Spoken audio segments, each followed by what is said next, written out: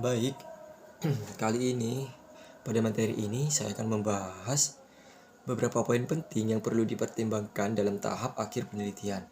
Mulai dari penyusunan cover, daftar isi, daftar tabel, daftar gambar, ucapan terima kasih, abstrak atau ringkasan, hingga kesimpulan, saran, implikasi, agenda riset mendatang, kepustakaan, dan lampiran.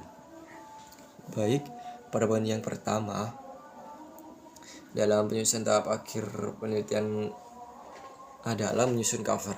Cover merupakan halaman depan dari laporan penelitian yang mencakup judul penelitian, nama peneliti, institusi, dan tanggal penyelesaian penelitian. Cover memberikan informasi penting tentang identitas penelitian dan peneliti yang terlibat. Selanjutnya kita perlu menyusun daftar isi. Memberikan gambaran struktur laporan penelitian dan memudahkan pembaca untuk menavigasi ke bagian-bagian yang mereka inginkan.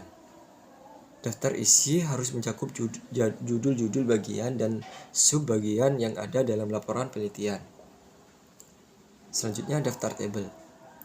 Tahap berikutnya, daftar tabel mencantumkan semua tabel yang ada dalam laporan penelitian beserta nomor halaman di mana tabel tersebut dapat ditemukan. Daftar tabel memudahkan pembaca untuk menemukan tabel yang relevan dengan cepat.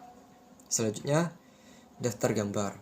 Daftar gambar mencantumkan semua gambar atau ilustrasi yang ada dalam laporan penelitian beserta nomor halaman di mana gambar tersebut dapat ditemukan.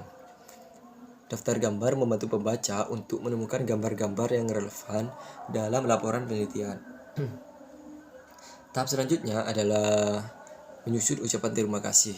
Ucapan terima kasih merupakan kesempatan untuk mengucap rasa terima kasih kepada semua pihak yang telah memberi dukungan, bantuan, atau kontribusi dalam penelitian. Penting untuk menghargai kontribusi mereka dengan menyebutkan nama-nama dan peran mereka secara spesifik. Baik, selanjutnya ada abstrak atau ringkasan adalah bagian yang sangat penting dalam tahap akhir penelitian.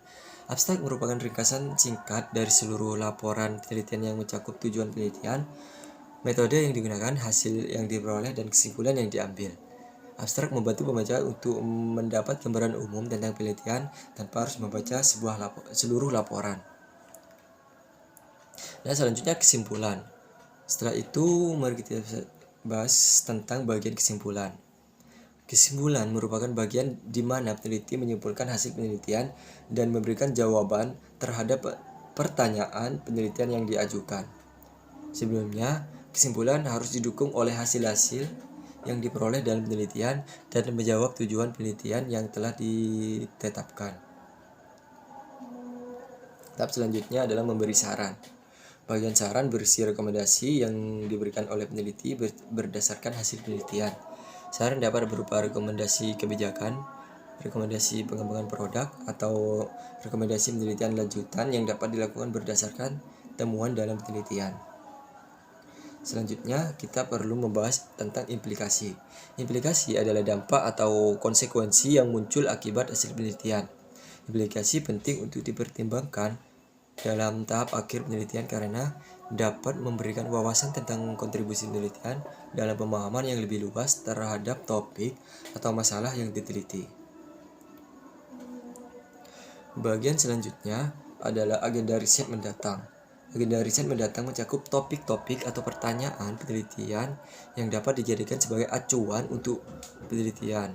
Selanjutnya, dalam bagian ini, penelitian dapat mengidentifikasi celah-celah pengetahuan atau area yang perlu diteliti lebih lanjut berdasarkan hasil penelitian yang telah dilakukan. Selanjutnya, kita perlu menyusun daftar kepustakaan. Daftar kepustakaan mencantumkan semua sumber yang telah digunakan dalam penelitian, termasuk buku, jurnal ilmiah, artikel, dan sumber-sumber lainnya. Daftar kepustakaan harus disusun dengan format yang sesuai seperti APA atau MLA agar pembaca dapat melacak dan mengakses sumber-sumber yang digunakan.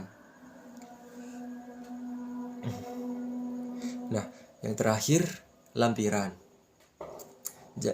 Terakhir, jangan lupa untuk menyertakan lampiran. Lampiran berisi data tambahan, grafik, tabel, atau informasi yang mendukung laporan penelitian tetapi tidak dimasukkan ke dalam bagian utama laporan. Lampiran membantu pembaca yang ingin mendapatkan informasi lebih lanjut atau ingin melihat detail data yang digunakan dalam penelitian. Nah, itulah materi yang bisa saya sampaikan. Wassalamualaikum warahmatullahi wabarakatuh.